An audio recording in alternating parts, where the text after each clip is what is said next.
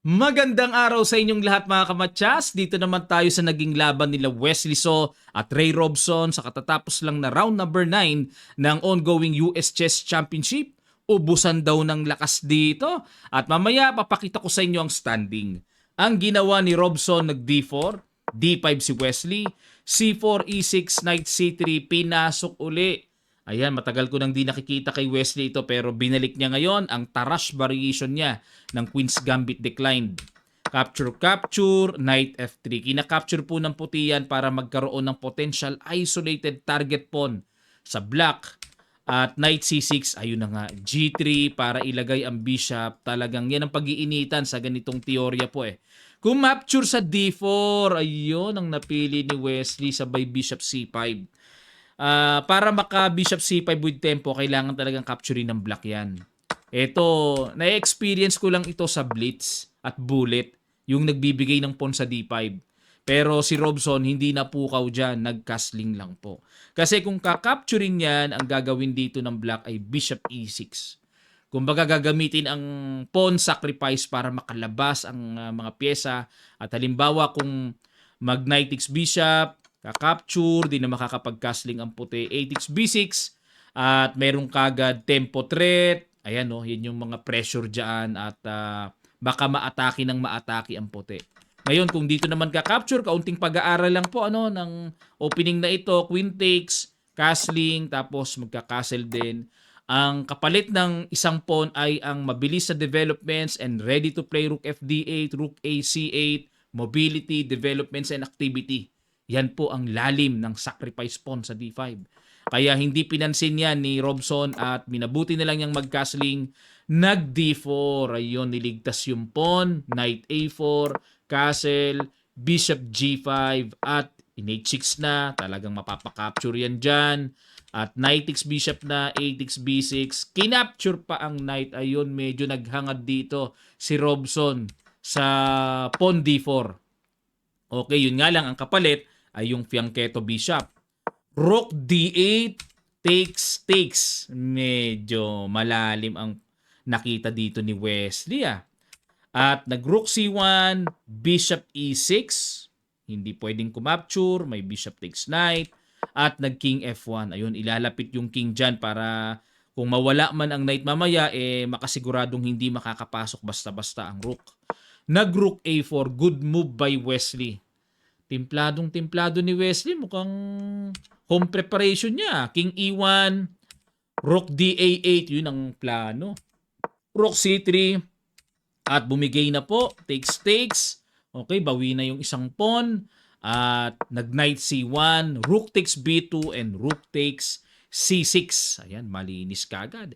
Exchange kagad. B5, knight D3, threat sa torre, rook A2, rook B6, rook behind pass pawn, at nagkaroon na po ng novelty after rook A2 dahil sa old line, ang tinira ay rook B1. Grabe, ang haba na pala ng bookline nito, no? So, nag-novelty si Wesley, rook B6, bishop C4, at ayun, bumigay na yung pawn sa F6, pero B4, good move. Kasi pag kinapture, meron nga namang rook takes E2, pero pinatulan pa rin ni Robson. Rook takes E2, king D1, rook E4. One pawn down si Wesley.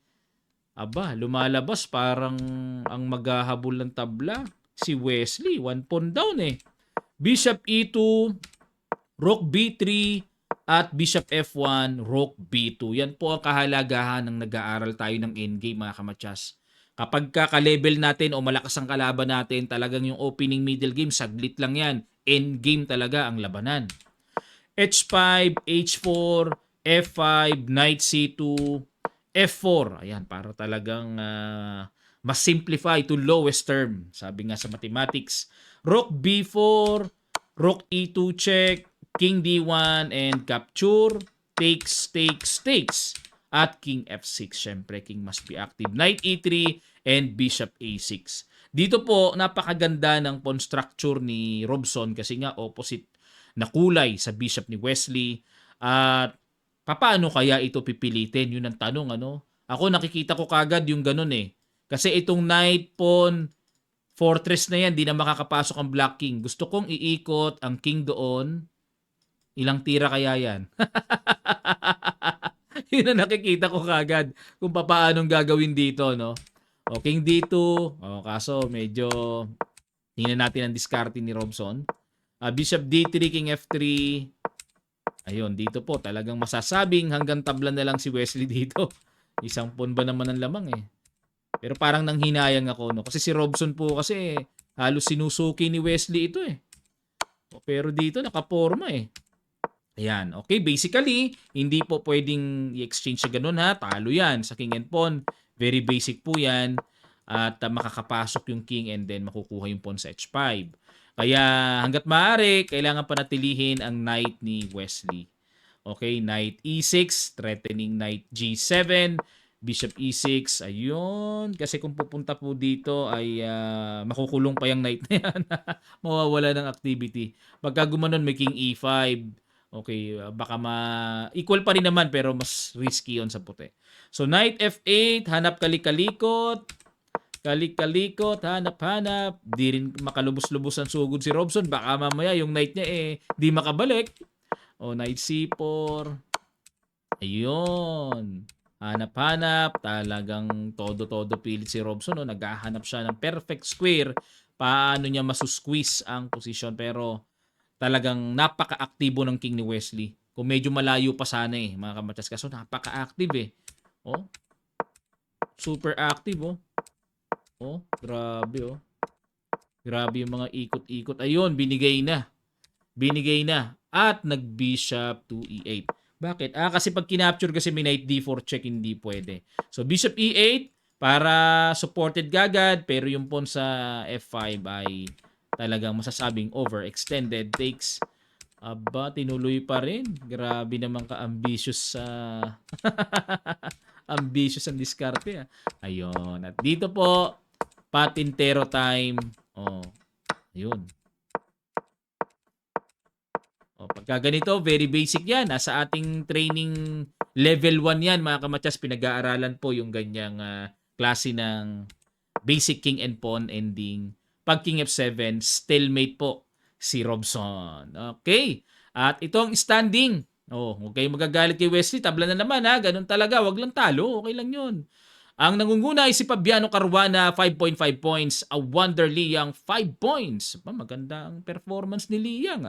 Robson, Aronian, Hans Smoke Niemann, 4.5 points. Wesley So, Sam Sevian, Shankland, at hanggang kay Dominguez, 4 points. At Gregory Oparin, 3 points. Abhimanyu Mishra, 2 points.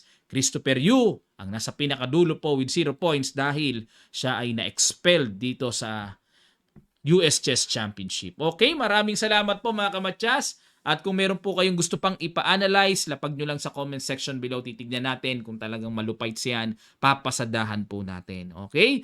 At sa pasimula po ng November natin, second batch group online training, ay open na ang registration. Lalapag ko lang po ang details, how to register sa comment section below. Nakapin lang po yon. Okay? At sa nalalapit din po na November 2 ay magkakaroon po ng 13th edition ang Kamatsas Rapid Open sa Isabela, ang hometown ng ating Kamatsas partner and co-founder, National Master Yusek David Almirol Jr. Ayun, doon po na uwi sa Isabela. Kaya ine-expect po doon ng napakaraming players, napakaraming masters na lalahok. Dahil yun po ay free registration tournament. Meron pang free lunch to all the players. Maximum of 200 players lang po mga kamatsas. Okay, kaya kung kayo man ay hindi makapasok sa torneo, pwede po kayong mamasyal doon para makapanood sa malakasang rapid tournament ng Pilipinas na gaganapin doon sa Convention Center or Icon sa Kawayan, Isabela. Maraming salamat. Magkita-kita pa tayo sa mga susunod pang chess updates.